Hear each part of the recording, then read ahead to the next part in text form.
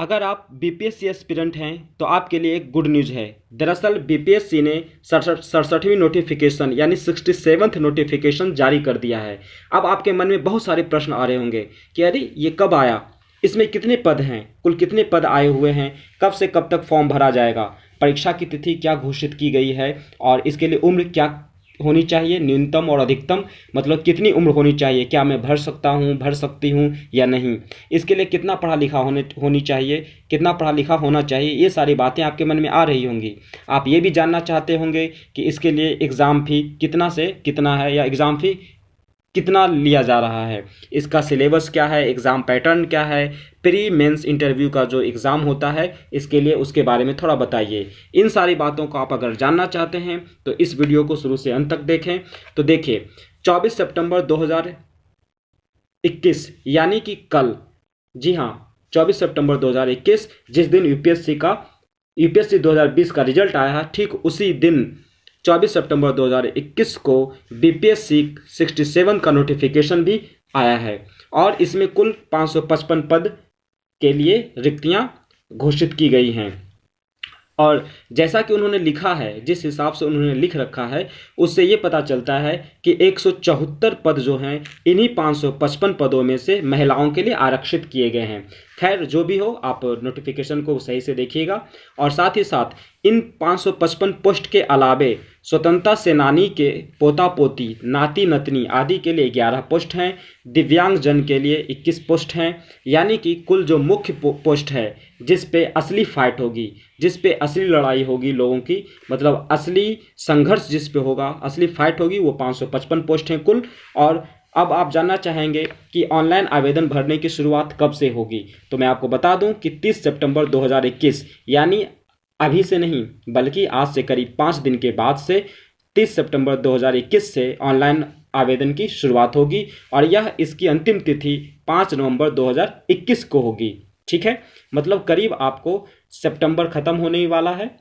30 सितंबर को सितंबर का last date है और फिर उसके बाद अक्टूबर पूरा और नवंबर का 5 दिन आपको मिलेगा। आप मतलब 30 सितंबर 2021 से 5 नवंबर 2021 तक फॉर्म भर सकते हैं। अब परीक्षा तिथि जहां तक आपको सबको पता है कि 12 दिसंबर 2021 ऑलरेडी घोषित की गई है। और उम्र सीमा की जहां तक बात है तो भिन्न भिन्न पोस्टों के लिए किसी में 20 वर्ष चाहिए, किसी में 21 वर्ष चाहिए और किसी में 22 वर्ष न्यूनतम उम्र यानी एटलीस्ट इतने उम्र होने चाहिए। और अधिकतम उम्र किसी पोस्ट में 37 वर्ष खोजा गया है, किसी पोस्ट पर 40 वर्ष मांगा गया है, किसी में 42 वर्ष अधिकतम उम्र सीमा मांगी गई है या उम्र का व्यक्ति को उसमें मांगा गया है। तो ये न्यूनतम और अधिकतम उम्र सीमा मैंने बता दी। अब आप जानना चाहेंगे कि इसके लिए कितना पढ़ा लिखा होना चाहिए कम से कम, तो मैं आपको बता दूं कि इसके लिए आप किसी मान्यता प्राप्त विश्वविद्यालय से ग्रेजुएट हो या उसके समतुल्य आपके पास कोई डिग्री हो, जैसे बीटेक वगैरह हो या फिर और इसके ग्रेजुएट के समतुल्य आपके पास कोई भी डिग्री हो तो आप इसमें अप्लाई कर सकते हैं। एक चीज़ मैं यहाँ पे ये भी बता दूं कि अगर आपकी उम्र सीमा, आप अगर न्यूनतम उम्र सीमा को क्रॉस करते हैं या न्यूनतम उम्र सीमा का पालन करते हैं यानी 20 वर्ष के हैं और अगर आपके पास ग्रेजुएट नहीं है, ग्रेजुएशन की डिग्री नहीं है, तो आप फॉर्म नहीं भर सकते हैं। और अगर आप ग्रेजुएट हैं और 20 साल की उम्र सीमा नहीं है आप में, मतलब 20 साल के नहीं हैं आप, तो भी फॉर्म नहीं भर सकते। यानी दोनों चीज़ें होनी चाहिए, एटलीस्ट 20 वर्ष और एटलीस्ट ग्रेजुएट। ठीक है, लेकिन जहाँ तक ये 555 जो वैकेंसी आई है तो इसमें 20 वर्ष के लिए शायद कोई भी पोस्ट नहीं है। इसकी शुरुआत ही, इसमें पोस्ट की शुरुआत ही 21 वर्ष वालों के लिए है। तो मतलब ये भी देख लीजिएगा आप। लेकिन फिलहाल जो उसने उस नोटिफिकेशन में बताई है आयोग ने, वो 20 वर्ष न्यूनतम उम्र सीमा बताई है और अधिकतम 42 वर्ष। ठीक है, अब फ़ी के बारे में जानना चाहेंगे कि आखिर फीस कितना लगेगा, तो मैं ये बता दूं कि अगर आप बिहार के बाहर के राज्य के निवासी हैं, यानी बिहार स्टेट के निवासी नहीं हैं, किसी अदर स्टेट के निवासी हैं, तो आपको 600 रुपये का फ़ी पे करना पड़ेगा।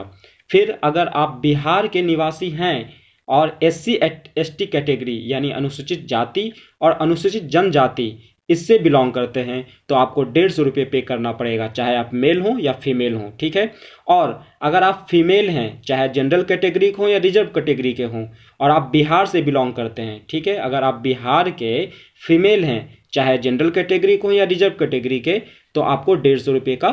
पे करना पड़ेगा। उसके बाद अगर आप दिव्यांगजन हैं, ये आप पूरे देश में कहीं से भी हों, किसी भी राज्य से हों, अगर आप दिव्यांगजन हैं और दिव्यांगता कितनी होनी चाहिए, अगर 40% है यानी 40% दिव्यांगता है आप में या उससे अधिक की दिव्यांगता है तो आपको 150 रुपये पे करना पड़ेगा। और इसके अलावे जितने भी बच गए, चाहे ओबीसी हों या जनरल हों, उन सबको 600 रुपये पे करना पड़ेगा। तो ये फ़ी का स्ट्रक्चर हमने समझा दिया कि फ़ी कितनी रिक्वायर्ड है।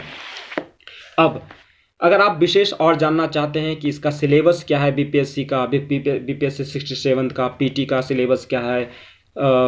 मेंस का सिलेबस क्या है, इंटरव्यू में क्या क्या पूछे जाते हैं, इन सब चीज़ों को जानना चाहते हैं या फिर और इसके बारे में विस्तृत जानकारी लेना चाहते हैं, इसके एग्ज़ाम पैटर्न के बारे में जानना चाहते हैं, प्री मेंस इंटरव्यू इत्यादि के बारे में विस्तृत जानकारी लेना चाहते हैं, तो आप आयोग यानी बीपीएससी के ऑफिशियल वेबसाइट www.bpsc.bih.nic.in पर जा करके ये कहाँ सर्च करेंगे, ये गूगल पे जाइए और www.bpsc.bih.nic.in जाकर वहाँ पे सर्च करें। ठीक है, उसके बाद आपको इसके बारे में सारे डिटेल से नोटिफिकेशन मिल जाएंगे और इन सब के बारे में कि इसके बारे में मेंस का, प्री का, इंटरव्यू का क्या क्या सिलेबस है, क्या क्या पूछा जा सकता है, इन सारी चीज़ों के बारे में जानकारी ले सकते हैं। और अगर संभव हुआ तो मैं आगे अपनी वीडियो में इसके बारे में, इन सब के बारे में विस्तार से बताऊँगा। साथ ही साथ अगर आप यूपीएससी के या बीपीएससी के या किसी भी पीसीएस के एस्पिरेंट हैं तो आप हमारे यूट्यूब चैनल विक्की आईएएस 2020 को सब्सक्राइब करके हमसे जुड़े रह सकते हैं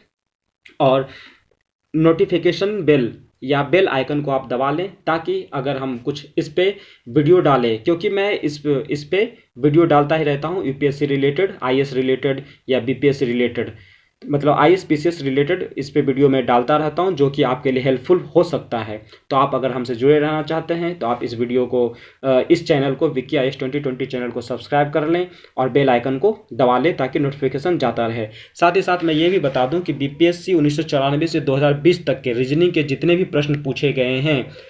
बीपीएससी में 1994 से 2020 तक के रीजनिंग के जितने भी प्रश्न पूछे गए हैं उसके उत्तर बेसिक और ट्रिक दोनों कॉन्सेप्ट बेस्ड हमने जो